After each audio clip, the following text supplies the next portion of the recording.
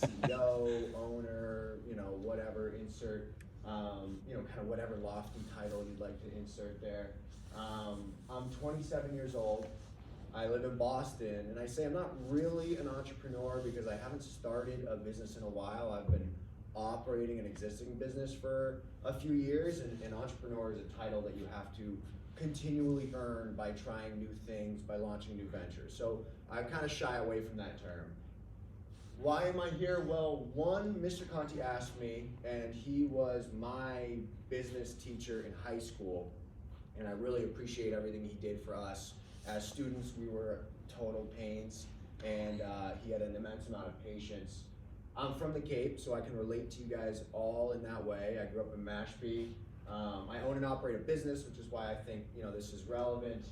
I've taken a non-traditional path, and I think that also will allow me to kind of connect with you guys once you kind of see what I'm talking about.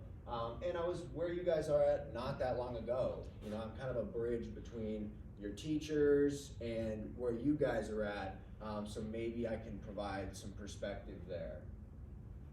To start, I just want to make it clear that my path is not your path. I don't, one size does not fit all. What I'm saying is not a prescription for you. It's just what I did, what I learned, and maybe that's useful. This isn't supposed to be like self-help, although, some of it will sound that way. And I'm still figuring all this out myself. Like I said, I'm 27 years old. I have very few answers, lots of questions. So you're probably gonna see that come through. Yeah, this is what I was talking about, all right. So when Mr. Conti approached me and he said, hey, do you wanna come in and talk to my students? I kind of struggled with what to talk about. From my perspective, there's a ton of stuff to talk about. I mean, I could do an entire 50-minute presentation on KPIs, user experience, pricing strategies, product development, the knowledge economy, like deep work. I could spend a whole month going through all this stuff with you guys, but what do you do with 50 minutes? Maybe once, so I was trying to figure out what's the right level of Zoom. Do I go zoom in on pricing strategies and talk all about that, or how to market yourself, or how to communicate over email? I mean, you could do all these things. I decided I had to ask myself what would be useful to everyone. You guys are all going to go off probably and do different things. What's something that everybody can take away?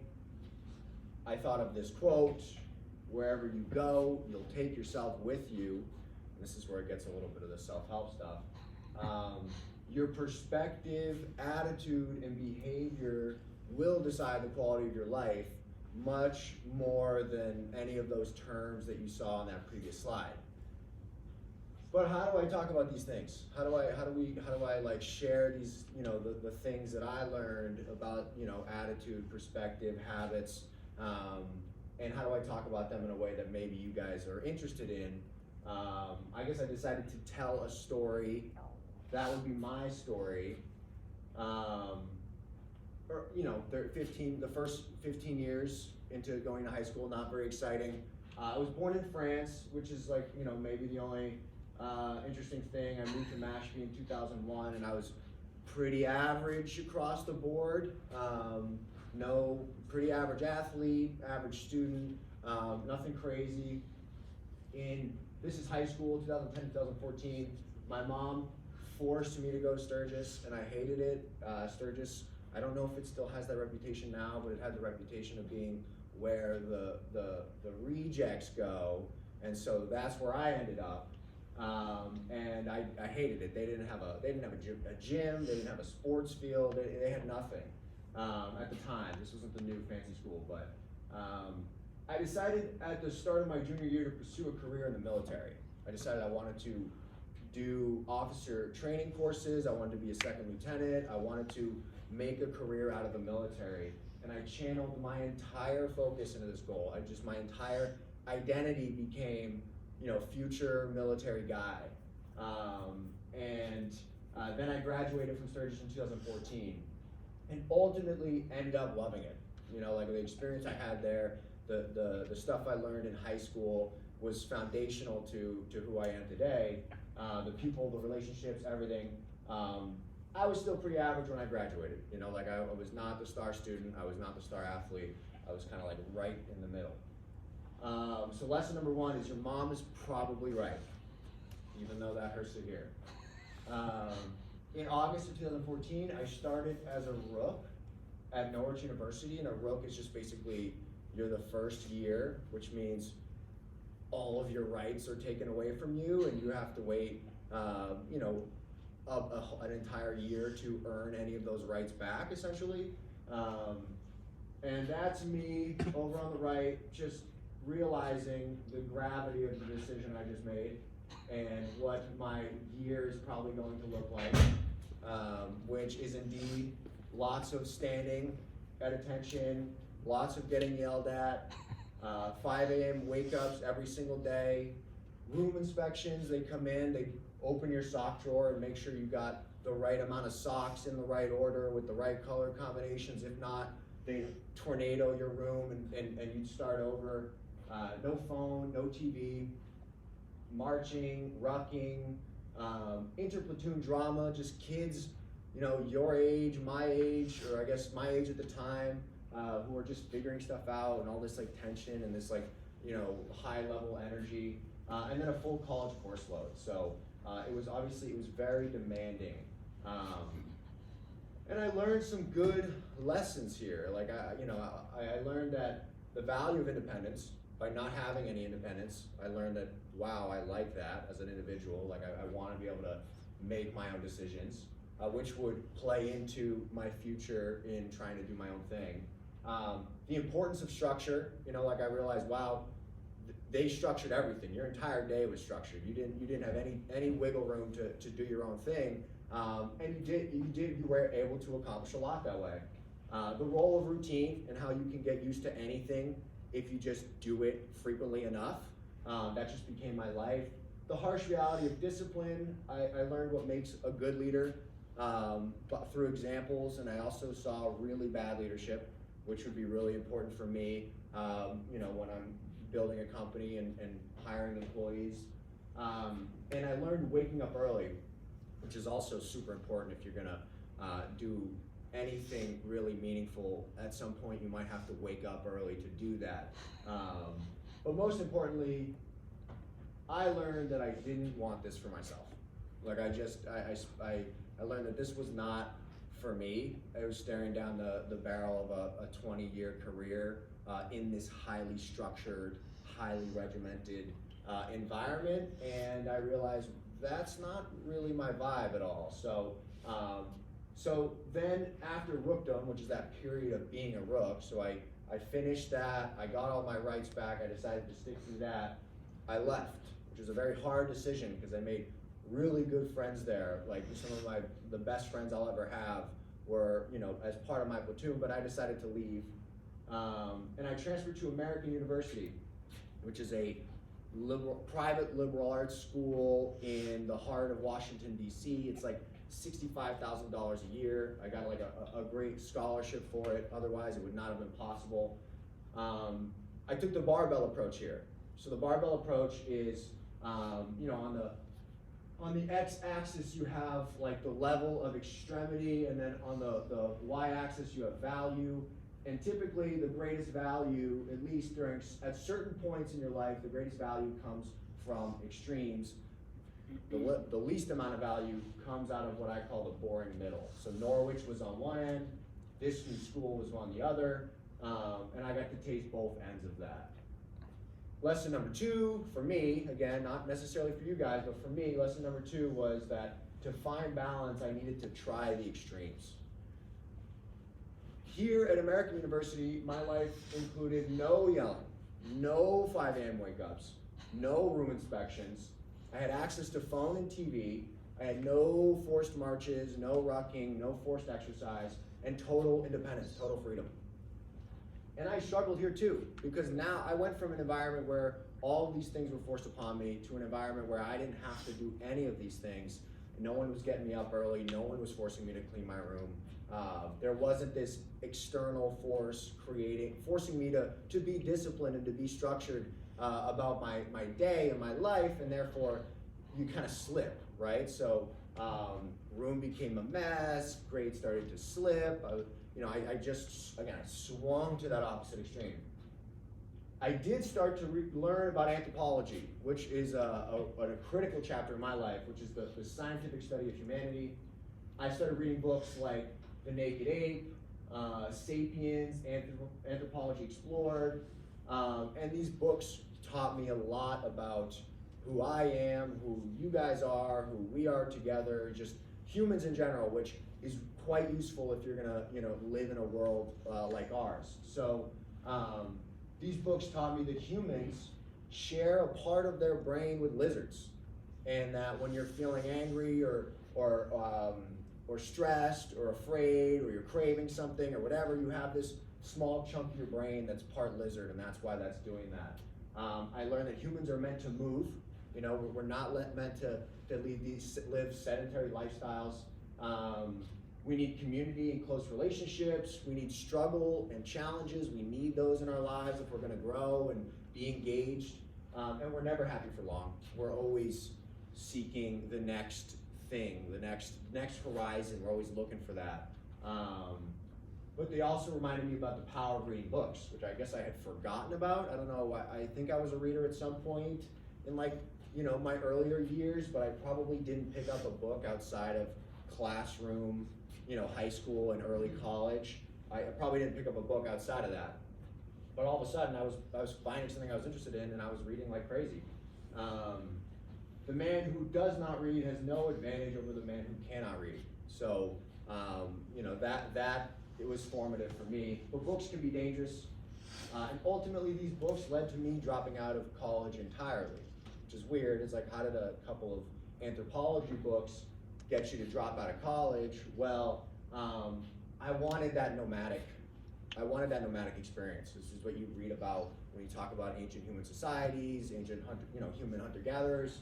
They're always moving, they're exploring, they're living very rich lives. I thought, I don't want to be trapped in this, dorm room box doing the same routine. I need something different. I need something new, which I think is natural for young people at that age. So lesson number 3, read dangerous books. I bought a backpack and a one-way ticket, grabbed a friend, and I left. So I traveled across Europe. I went to Thailand. I was dirt poor when I did this, so there was times we just kind of slept on the side of the road if you could find a good patch of whatever, and you camped out in the woods. But it was one of the most important experiences of my life. My backpacking trip taught me a few things. It taught me that having less stuff makes me happy. We live in a very materialistic, consumeristic society, and I saw that having just what you need on your back is its own form of value. I learned the importance or the value of boredom. So you're bored a lot. It's good to be able to grapple with that. I learned problem solving, decision-making skills. You're always trying to figure out where are we going, what are we doing, what do you want to eat, what do you want to visit, what do we do with this, like what time are we leaving. The richness and diversity of cultures, obviously, there's just a wide world out there that we don't really know about until we get out there. Other ways of being, so people just live dramatically different lives than how we live here in the West. And so that was pretty shocking to me. Saw a lot of poverty as well, which is an interesting, real third world poverty. I gained an appreciation for home, being out there. I was like, wow, we have pretty good, and I kind of miss my mom's food and my bed. And I also learned the chaos of freedom and how when you have nothing forcing you to do anything, that's its own challenge as well. So lesson number 4, travel and do it cheaply. If you travel cheaply, you're going to be exposed to the some of the more real sides of places, and I think that helps add some richness to your outlook, your perspective. But all good things must end, and so when I got home, I went through a pretty tough stage. I was back at home with my parents, so I had left the nest and now I was back home, kind of failure to launch. I had no money. I had spent all my money I had racked up some credit card debt on the trip. I owed my friend's dad some money, which hurt. I had no degree. I had like no certification. I had nothing. I was like high school. That was it. All my friends were gone. They all went to Boston or all went to their schools, you know, across the world and the United States. So I was kind of like the guy back home. I was back working at my high school job. It was in a grocery store, and I hated it. I hated it in high school, but I just, you know, fell back into that. I was kind of seen as a promising kid who failed. Like it was, you know, I could see it in the eyes of like aunts and uncles and family and whoever else. It was like, oh, okay, I thought you were gonna do something. I didn't know you were gonna end up like being kind of a bum back at home with your parents. So my morale was very low, and I started to realize the seriousness of my decision. You know, when I left Norwich, it's like that was a major decision. I kind of just flew right through that into American, and then I left American and flew right through that into like backpacking, and then I got home and I was like, oh wow, like I just closed a lot of doors perhaps, and I don't see a lot of doors still open for me at this point. Who was I? I had no real understanding of that. I had built my entire identity around being a military guy and doing a career in the military, and that was gone. And then I had this other identity of like, you know, DC politics, that was gone. So it was like, well, it just, what they call an ego death, which is the complete loss of subjective self-identity. I was just kind of trying to figure out what I valued, who I was, what things meant to me. But fortunately, my mindset was strong, and I embraced the opportunity to start fresh. So, in this case, you can only really look at it as an opportunity. The usefulness of a cup is in its emptiness, Bruce Lee. Lesson number 5 for me: be an empty cup. You know, be open to restarting and gaining new knowledge. That's really important these days as things continue to move faster than we can control them. Being able to get rid of the old things you know and like make room for new things is a really useful skill. I started by strengthening my relationship to my body. You know, like in terms of like your overall well-being, your body is like your first is the first stop on that. I've got some cheesy photos here of me working out. You know, that's my sister. Just kind of figuring out what I like to do, how to get in shape. I tried selling fitness programs online and I failed miserably. I did like, I don't know if you guys have heard of this, but it's like Shakeology or Beachbody. Anybody heard of that? Yeah? I tried selling those online. I would like hit up all my friends on like Facebook who were all in like school, and they were like, oh yikes, like you're back home and you're trying to sell me this protein shake? One of my only customers, that was my dad. So that was humbling. I read some more powerful books though. I read, you know, books that probably would be found in the self-help aisle, but like I'm not too embarrassed about it. There's Tony Robbins, The Compound Effect, The Slight Edge, The Daily Stoic, Maximum Achievement, Think and Grow Rich. I just started kind of feeding my mind with the knowledge of people who had done things and, you know, been successful in areas and that, you know, I could probably learn a thing or two from. I learned that big things come from small, regular habits. That was The Slight Edge and The Compound Effect. Like you do little things frequently enough and you see massive change, but the flip side of that is also bad things. You do bad things frequently enough, small bad things, you'll have really large bad change as well. Success starts with mindset, all stuff you guys probably have already heard and know. You shouldn't focus on things you can't control. That's a waste of your energy, and trying to understand what those things are. That discipline equals freedom, because freedom is achieving the things you want in life, and the only way to get there is typically to apply discipline to those things. And then basic financial skills, which I think are critical. If you want to do anything on your own, you're going to need a little bit of capital, and you're going to need to know how to kind of use that. And so basic financial skills were useful. This is an example of the compound effect, the small adjustments thing. So like if a plane takes off in Los Angeles and it has a 1% change in course, a 1 degree, a tiny little nudge. You move the nose of the plane just a tiny little bit on the runway, it'll end up going from New York to Delaware or Albany. The idea of, a small thing over a long enough period of time either gets you, puts you in a really good place or puts you in a really bad place. I started trying to understand what it was I wanted out of my life. I got a chance to rebuild and start fresh. And so I just started writing things down, like I wanted to move out of my parents' house. Like that was number one. It was like, get out of there, be financially stable, do some, just kind of like figuring it all out. This is just a peek inside the mind of just like, what is it that's going on up here? Because you'll never hit a target that you don't see. Like if you don't set a target, you'll certainly never hit it. So my lesson was write down what you want. Like just, even if, don't have to get super specific, it can be kind of directional, but like write it down, like put it somewhere. Like writing equals thinking too. So like you get a chance to articulate your thoughts and put it on paper. I started applying the structure necessary to achieve it, or at least I started experimenting with structure. Like how do you organize the things that you want to accomplish? How do you set your days up and your weeks up for success? Like what does it look like to have healthy habits when it comes to, and it's chaos, obviously, only I can possibly understand any of this. I tried, whatever this is, morning engineering, a calendar, roadmaps, daily plans, weekly plans, I don't know, you find your own zone, but the point is like try to apply some structure to your time and what you need to get done. And then I got lucky, and luck is when opportunity meets preparation. So I was working in a bakery in Hyannis, Kayak Cookies. You might have eaten a couple of them, they're bomb.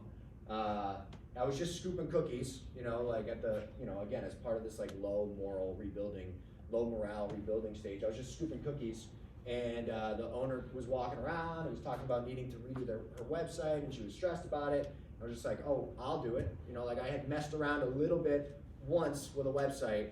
I was like, oh, like no one else here is gonna be able to do this. Like I'll find this opportunity to put myself out there and learn a new skill and maybe add some value. So I did. I started working on the website, but the website needed new photos, and the photos needed graphic design work. And so all of a sudden, and then we needed to figure out shipping and logistics. And so all of a sudden I was just like getting pulled deeper and deeper into this cookie bakery, like digital operation. And it's where I really like cut my teeth. It was like I had a real, like we read about these case studies in business class, right? Like I had my place to work. I had an opportunity to kind of create my own case study. And she trusted me. She brought me around. I went to trade shows, presentations. I was like her right-hand guy. And I came from really I had no reason to be. So I used this experience as a launch pad. So I had generated some of this experience with her, and I was like, okay, maybe other local businesses on Cape Cod are at the same kind of level of their digital knowledge and digital infrastructure, and maybe I can plug into there. So I created a logo, which is proof that you don't need a good logo to launch a company, right? It was called Saddleback Solutions because I grew up on a road called Saddleback Road, and so this was the start. This was the beginning of my thing. That was my first check, my first big check. I basically I sold a project that we could not possibly deliver on because I had hubris and ambition, and I just wanted to go after things, and so I committed to things we couldn't possibly do. We got this big deposit check. My business partner at the time and I went. We got some champagne. We popped some champagne. We thought we were like, really super awesome, super cool, and then we totally botched this project. It was just crash and burn. I think they got this money back in the end. So we actually just lost money on the champagne. I started a podcast, just again trying to figure stuff out, and nobody listened to it. Nobody wanted to listen to it. It wasn't a good podcast, to be frank. But I did get to meet important people as a result of it. I basically had an in with people. I said, hey, I have a podcast. I'd love to, connect with you and talk with you, meet with you. And people were like, oh, I want to be on a podcast. Podcasts are cool. It was a couple of years ago when that was like really coming to the surface. And so everybody said yes. People I probably should not have been in a room with, just because they probably had, their time was probably far too valuable to spend it on me, were meeting me and I was telling them what I'm trying to do. It was just like an intro, even if nobody listened. It was a great networking and relationship building tool, was to ask people questions. People love to talk about themselves, clearly, right? So I got involved in the local business community as a result of this, like through these conversations. People were like, oh, like you should help here, or I know this person, like that referral relationship building in a local community like Cape Cod, like on this insulated little island. It's huge, like it's everything. You can build it in a business. You can build any business you want off of relationships on Cape Cod if you meet the right people and you continue to develop those things. And then other things started happening. So lesson number 7 for me was get out there even if you don't know what you're doing. I got a job. I got put up by a nice, really nice hotel in Chatham to do like videography and photography. They paid for everything. I couldn't believe it. I was like, how did this happen? How did I get here? This is awesome.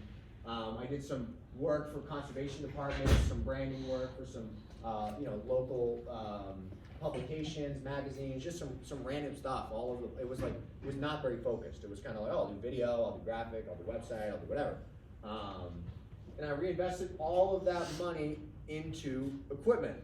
And in my education. So equipment was all sorts of gimbals and cameras and tripods and microphones and drones and sliders and lenses. It was, there's a lot of money in equipment right there, and I had to build that up. But that's an asset. That's something you use to make more money by selling your services and using these tools. So for me, it was an investment.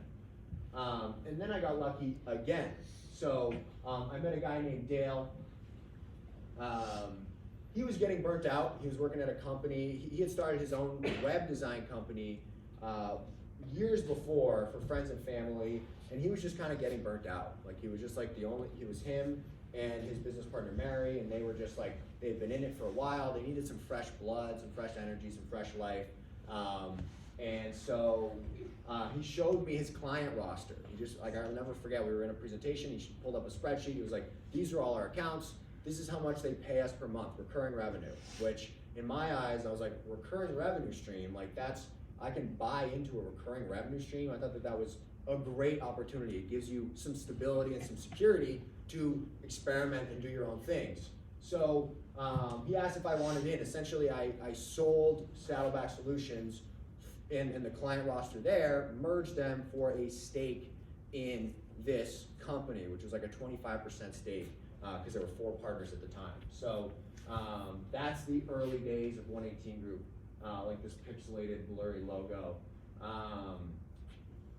So what is 118 Group? Well, 118 Group is a creative service firm. So we don't sell a product. We do kind of some productized services, but it's really a creative service. We exchange our knowledge, the expertise and the mental capital we've developed over the course of years. We exchange that for money. So it's different than there are a lot of businesses are service firms, but it's much different than like obviously a product. So web design, web support, so like hosting, troubleshooting, maintenance, and graphic design work. So that whole like kind of digital space. 2017, 2018, we were a team of 4. We shared a tiny, cramped little office. It just got like, if anybody like brought in like a burrito, it just like, made you a little nauseous because it just filled up the whole room. I kind of took an apprentice model where I just wanted to learn for cheap from this guy as to how he does what he does. Like there are people out there who know a lot, and if you can position yourself, next to them and just watch what they do, you can learn a ton. So I kind of took an apprentice model. I made basically nothing, but I had no overhead. I was still living at home with my parents, so it was like they were feeding me. I didn't have to pay rent, which was sweet. So I could take risks. Your launch pad, you need to have some stability. You need a little bit of a sandbox that you can play in if you're gonna try anything risky, right? Because if you have no slack or no flexibility in your budget or whatever, you're gonna play it safe, you're gonna be conservative. So me being at home was a huge opportunity for me to kind of do my own thing and take risks and experiment. We built websites for anything from $500 to like $3,000, which $3,000 if we got one of those, it was like, all right, like that's sweet, like we can eat for a while. And I just put in crazy hours. It was just like time spent, like the 10,000 hour rule in this case is real, and I just had to start building my way towards that 10,000 hours.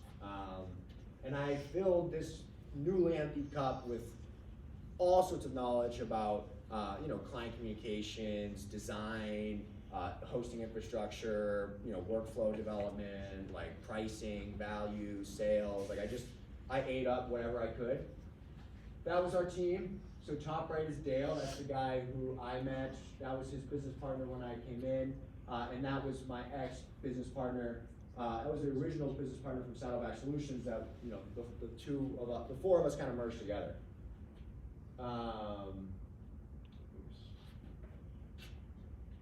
So we were young, we were green, we were naive, we were desperate, we were driven. But being like naive and desperate is a really good combination. Like you need to have a certain level. You need to be naive when you start these things, because if you really calculate like the chances and like the amount of struggle you're gonna face and like whatever else, it's like if you're realistic about it, you might be discouraged. So like being naive is a tool. It's like, all right, bring that naive energy into whatever you do, and you'll actually probably make some progress. So, and I had an unshakable belief that we would succeed. I mean, in my mind, it was not a question of like, is this gonna survive, or are we gonna, like, am I gonna be able to like accomplish what I need and make what I need to like do, like get out of my parents' house and like do my thing? I was like, yes, of course. It's just a question of like how quickly that comes. So on the compound growth, the exponential growth graph, if time is here and results are here, we were like there. Like we were just kind of getting started with the whole like building that momentum. I also adopted a dog, which his name is Krill, and the good parts of dog ownership is you're forced to walk a lot, and walking is really good for you. It's good for your body, it's good for your mind. You have a built-in alarm clock, like you just don't get to sleep like you want to, because like they're gonna get you up, especially a young one. You're forced to socialize. You go to the dog park, you have to talk to people, like you just, otherwise you're kind of, the odd man out, and you can talk about what you're doing, you can meet new people. Companionship, that classic thing. Responsibility, like you don't get to do whatever you want. There's someone who's counting on you, and that creates a really good amount of, that's some of that structure that is good to layer into what you're doing.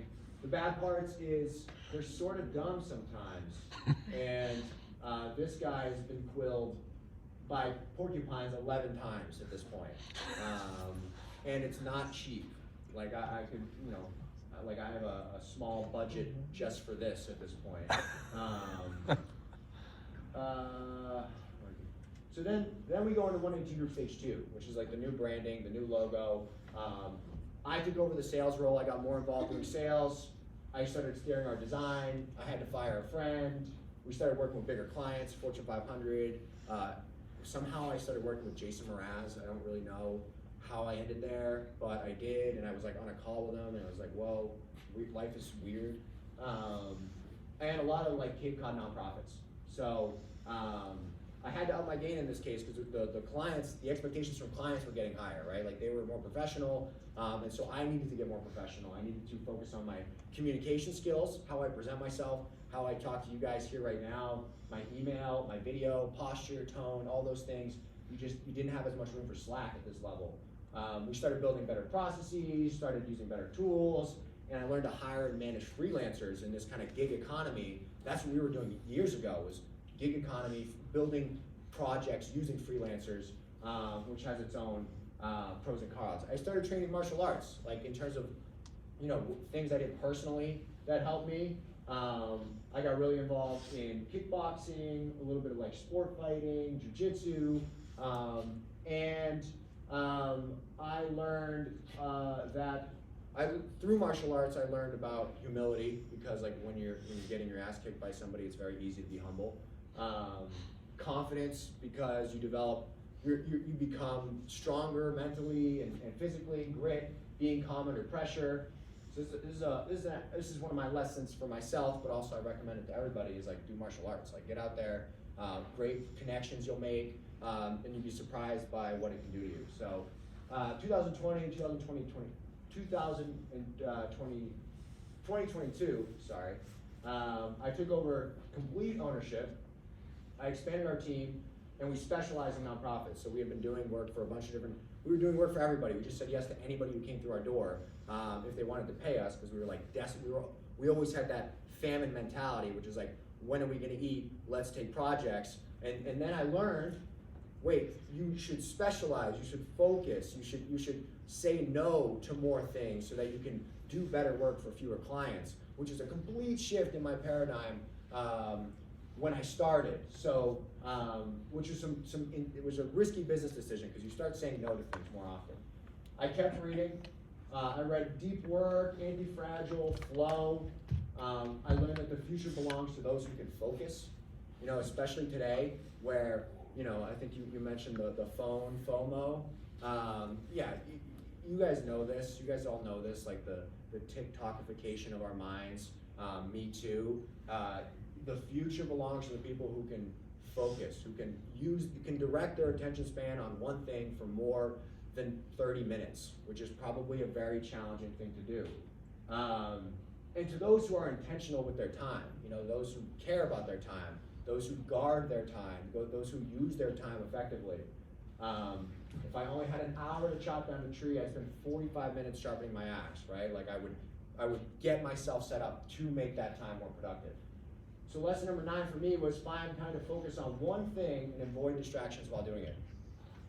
I also learned that leaders eat last. Like I had a team now, and that being your own boss, which is like what people like to say, and everyone always is like, oh, that's cool, you're your own boss. It's like, well, I'm really of service to my employees. Like I have all my employees, and they're all my clients. So it's not like some glamorous, glorious, like, private jet experience for me. It's like, okay, you need to go on maternity leave, like you're trying to move into a new place, like, okay, you need a raise because, you have some goals that you're trying to achieve. Like, leaders eat last, and if you're gonna be a leader, you have to accept that. And I learned that growth requires discomfort. Like nothing grows in a state of comfort, and that which is easy should be avoided. I fell madly in love, which is a huge chapter. That's my girlfriend. Her name is Megan. She's incredible. I sought out new challenges, which was just like hiking, some running, triathlon, rock climbing, whatever it was to just get me outside, get away from the computer, especially as like, if we're gonna work behind computers and be behind screens, like it's easy to lose yourself there. Like finding activities in the real world, like outside, for me, like I probably would have lost my mind by now. I found new adventures.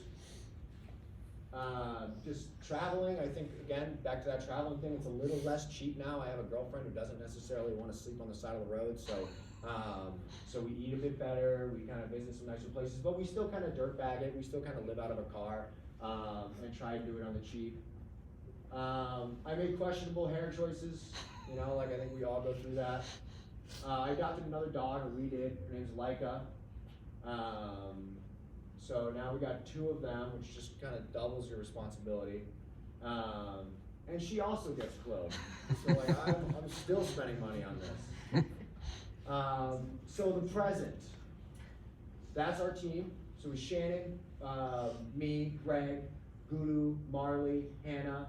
These are the people that I see every single day. These are the people whose personal lives and lives I have to consider above my own on a daily basis to ensure that they're getting what they need to thrive and grow and be happy and work with us. I'm hurrying up, I know you guys gotta go soon. This is an example of some of the clients we work for, like again, the nonprofit space, Elder Services, New England Legal Foundation, Children's Cove, Cape Veterans. we're probably here now, so it's like not crazy. It's a long journey, this whole thing, right? We're nowhere near any sort of top, and I think when you get there, there is no there anyways, but we're somewhere on this. We're a little further. It's a lifestyle business for me, so, which is a specific choice, right? Like, I don't make a ton of money, but I have a lot of freedom, you know, like in the sense that I get to say when I'm gonna, what hours I'm gonna work. I get to create my own calendar and leave it open. If I wanna go and do something, I can block out that time. It's not gonna be a Twitter or a Google or you know, a Facebook or Meta. It's not gonna be those things, but it's gonna afford me the lifestyle I want to live, which to me is just what I value. That's my definition of success. And I'm failing all of the time. Every day I'm failing. I will fail later today when I go back to work. But I am enjoying the process, which is like a critical ingredient, is like if you don't enjoy the process of like failing and revising and trying again and failing and sucking and keeping and trying again, you're not gonna love this whole like kind of business building journey. This is called flow. And flow is a graph, and you have skill and confidence on one level, you have degree of challenge on the other, and the flow channel is when you are doing things that strike the right balance of challenge, and you are able to use the right, you know, you have sufficient skill to do it well. If you're overly challenged, you're in panic and anxiety, right? Like you just don't know what to do. If you're not challenged enough, you're in boredom. So you got to find your flow zone. So those things where you can strike that nice balance where you're challenged but you're capable, and it keeps you engaged, it keeps you pushing forward, it keeps you moving. So find your flow would be lesson number 10. I'm doing meaningful work that challenges me just enough. You know, like it doesn't challenge me way too much where like I'm miserable or I'm totally stressed out all the time. Like I think that's not good for you. I think life is short. We have to remember that as well. We don't know how short it is, so like just to be miserable the whole time is like not my idea of success. And so I guess summarizing the lessons I learned, your mom is probably right. To find balance, start at the extremes. Read dangerous books, travel and do it cheap. Be an empty cup, write down what you want, get out there, do martial arts, focus on one thing and avoid distractions, and find your flow. Questions? I just have a comment. I'm totally impressed with this. You did an awesome job. And I appreciate you coming here today. Thank you. Thank you so much. Guys, any questions you might have? There's anything, design, websites, you know, yeah, obviously. I have a question. Sure. In your opinion and your travels around Cape Cod, this is the technical group, how many chances for internships for 16, 17 of it do you see on Cape Cod? I see. That's kind of where this is going, and that's probably gonna go, oh, can I get them 16, 15, 17, whatever it is, where can they go? Is there opportunity there? That's a great question. I know that in the nonprofit space, there's a ton of opportunity here, right? Like most of them are built off of volunteer boards, volunteer staff, and most of them are older people, you know, like that's just the way it is. It's just like a couple of generations above me who are running these things, and they're trying to lean into technology, they're trying to lean into these things, but they don't have the team or the knowledge to do it. So I'm regularly hearing executive directors talk about, and I'm regularly communicating with interns on their side for, you know, web work, specifically website work is what we do. People who can go in, make changes, keep it secure, keep it hosted, keep it updated. So I think, yes, I think there's a lot of opportunities for nonprofits, and if anybody's interested in that, if like I have just a lot of connections in that space, and if there's a nonprofit angle, whether it's the environment or veterans or the elderly or food banks, like, you know, there's opportunities all over the place. And plus, the other good thing is those nonprofits are built of board of directors, and those board of directors are no joke. Like they have other relationships, they have other connections. They might have had a business before, or they went to school with someone else. Like you get to plug into a network of board of directors, and then use that to open other doors for you. They'll refer you to someone over here, they'll, you know, so I think nonprofits are a really good space if you're looking for internships, to not only like get real responsibility in the short term, but also like make connections that might open doors for you no matter what you wanna do. So yeah, I think, and again, if that's something, you know, if you guys have questions on that, I'm always happy to kind of connect or, you know, make that happen in whatever way I can. Excellent. What do you got? So like, what's like some good places that you traveled? Like, what can you like, where have you traveled that's like relatively cheap and like changed your life a lot?